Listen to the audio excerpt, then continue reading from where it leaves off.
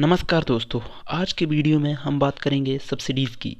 Subsidies राज्य द्वारा लोगों को दिया जाने वाला एक तरफ़ा आर्थिक लाभ होता है। इसे कई प्रकार से दिया जा सकता है, जैसे लोगों को कम कीमतों पर वस्तुएं उपलब्ध करवाना, जैसे किसानों को कम कीमतों पर उर्वरक आदि उपलब्ध करवाना। और इसे देने का एक अन्य तरीका है लोगों के बैंक खातों में सीधा कैश ट्रांसफ़र करना, जैसे पीएम किसान योजना के तहत प्रत्येक किसान को वर्ष में 6,000 रुपये दिए जाते हैं।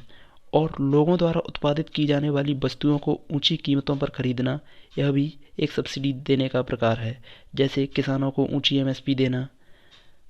भारत में पिछले कुछ वर्षों से कृषि सब्सिडियां कई कारणों से विवादास्पद बनी हुई हैं, जैसे कि बढ़ता हुआ राजकोषीय घाटा।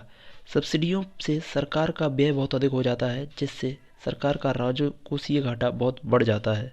और इसमें एक विवाद का मुद्दा यह है कि डब्ल्यूटीओ के जो प्रावधान हैं और सब्सिडियां के विरोधी हैं। डब्ल्यूटीओ चाहता है कि सरकार किसानों को सब्सिडियां ना दे, जिससे एक हेल्दी ट्रेड हो। कृषि सब्सिडियों के विवादास्पद होने का एक कारण है क्रॉपिंग पैटर्न पर इसका प्रभाव, क्योंकि सब्सिडियां कुछ विशेष फसलों पर दी जाती हैं, जिससे किसान उन्हीं फसलों को उत्पादन करने के लिए प्रोत्साहित होते हैं और उन्हीं को उगाते हैं। इस कारण जो क्रॉपिंग पैटर्न है, जो कुछ ही फसलें उगाई जा रही हैं और बाकी फसलों को नज़रअंदाज किया जा रहा है, जो हमारे लिए ज़रूरी हैं।